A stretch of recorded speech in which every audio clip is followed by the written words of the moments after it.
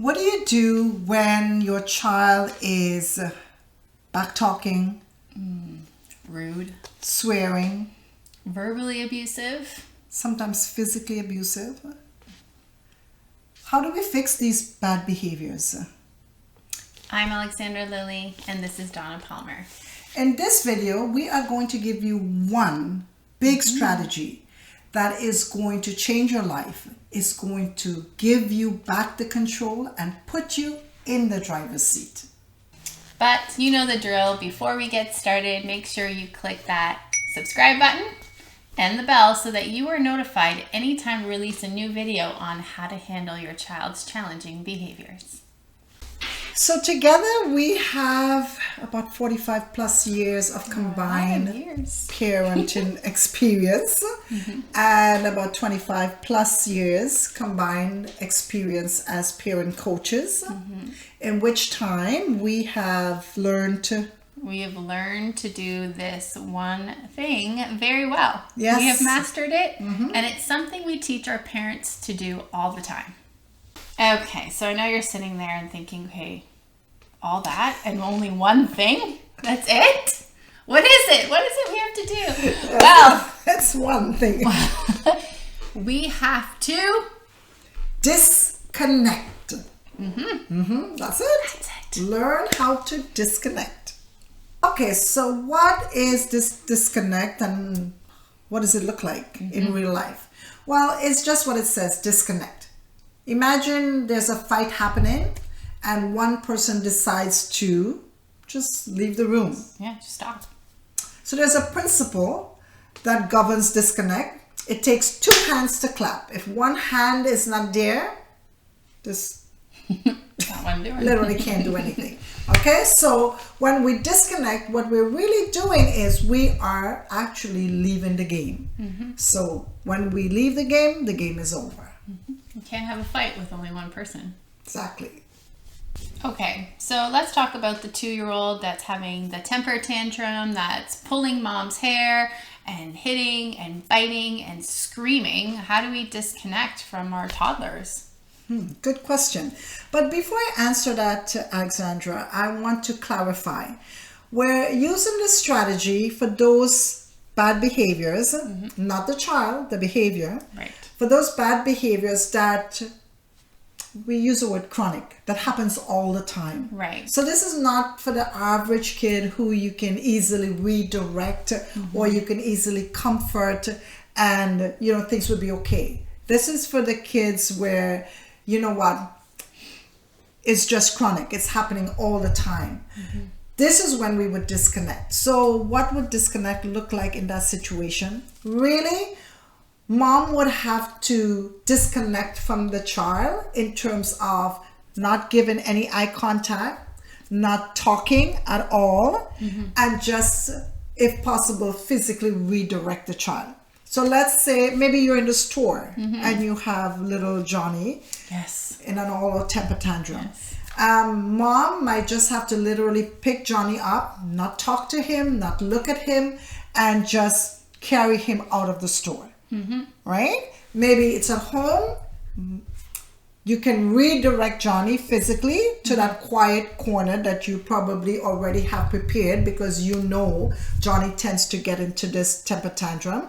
So you have a quiet corner where you have like one pillow, 2 squishy balls, and that's where Johnny usually goes to calm down. So disconnecting is really, you're not looking at him, you're not talking to him. And because no attention, but because Johnny's only 2 years old, you cannot physically leave his space. So you have to stay in close proximity, but still disconnect physically and emotionally until Johnny gets to that calm place where you can work with him. Okay, so let's talk about our school age kids. So Mary is 8 years old. And every day she has to empty the dishwasher. And when you ask Mary, go empty the dishwasher, Mary just starts talking back and refusing to do so. She just walks away and you go after her and you say, Mary, go empty the dishwasher. And she says, I don't want to. And then she says, why do I always have to do it? And then now you're arguing back and forth over the dishwasher. And the argument is getting more and more intense. Yes, because she's running up the stairs and now slamming her door. And then what are you doing? Then you're running after her, opening the door and yelling at her. It's like, don't you dare. Don't you dare slam that door. Right. So how do you disconnect? And because Mary is older, Yeah. the first course of action to disconnect is for you to physically remove yourself from that space. So you know what? Yes, Mary ran to her room and she slammed the door, and it's taking everything in you. Oh, and don't forget stomping up the feet, like the bam, bam, Exactly. up the stairs, because I just want to make sure you heard me. Right. And you are going to have to control yourself, Yes. and you are going to have to disconnect. So this is where you stop talking. You disengage from the conversation. Well, it's no longer a conversation, it's an argument or it's all-out fight. Yes. And remember the principle. One person can't have a fight. Right. We need two people to have a fight. So if one person withdraw or disconnect, then eventually the fight is going to have to come to an end. So Mary may continue when you have withdrawn and disconnected, but it won't last for long because she's not getting any feedback. So at the end of the day, she's eventually going to stop. Now, when she stops and everybody's calm, that's when you could re-engage with her and try to work the situation out. But in order to get that argument to stop, you need to back down and disconnect. Okay. And just so that we make it clear, Alexandra, there are times as parents when we disconnect or we back down, we feel like we've given in. No. What we've done is we have literally taken control of the situation, right? We cannot make Mary stop arguing, right? We can't do that. But if we stop, eventually she's going to stop. So we control us in order to control her. Right? Okay, so let's look at our teenagers. How do we disconnect from our teenagers? So let's use Steve, for example. Mom is getting a phone call every other day that Steve hasn't been in class. When you confront Steve, it becomes a big fight. He starts lying and saying he was in class, but the teacher says he wasn't. Then he starts swearing at you. He punches a hole now in the wall. And it just becomes a really bad fight. How do you disconnect? And you're trying to, because you know the teacher is calling, so the teacher is right. So you're trying to get Steve to admit that he wasn't in class and he's not letting up. So you kind of back him in a corner, right? So you know what? At the end of the day, when we talk about disconnect, is you ask Steve about school, you tell him what the teacher says. Your goal is to really get him to know that you know that he wasn't in class.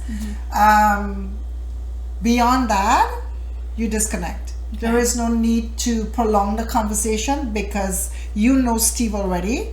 And as you keep pushing and you keep confronting him, he's defending himself and he's getting angry. He's just escalating. And it's escalating to the point where, he punches a hole in the wall, he slams the door, he starts swearing at you. And those are very abusive behaviors, right? So really the goal is to stop because if you stop talking, it's like you stop putting the fuel in the fire. So eventually it has to die down. And that is how you're going to stop that behavior. Not the behavior, you're going to stop the argument. You're going to stop the disrespect, the swearing, the abusiveness. You're going to be able to stop that if you just disconnect from the conversation. Well, not a conversation anymore, an argument. So if you were to just disconnect, and when Steve has come to that place again where he's calm, then that's where you would want to re-engage and hopefully have a conversation. And always, we as parents always need to be mindful of how we are interacting, right? Our tone, the words that we're using, be mindful, be careful, and be respectful in spite of how disrespectful our kids are being towards us. Okay, so let us know your thoughts. What do you think about disconnecting and using that in your interaction with your kids when things are escalating? Let us know in the comments. Okay, if you are struggling with your child and their bad behaviors and you're looking for a community that understands you, we have that. We have a great community of parents that know exactly what you're going through. We know exactly what you're going through, and we would love to help you. Just click on our website, www.parentingbeyondbehaviors.com, and you can join right there. All right, so be sure to check out our next video where we're going to be talking about Quiet Corner. What is a Quiet Corner? Should we have a Quiet Corner? How do we use them? And what do you put in them? And don't forget to like and subscribe.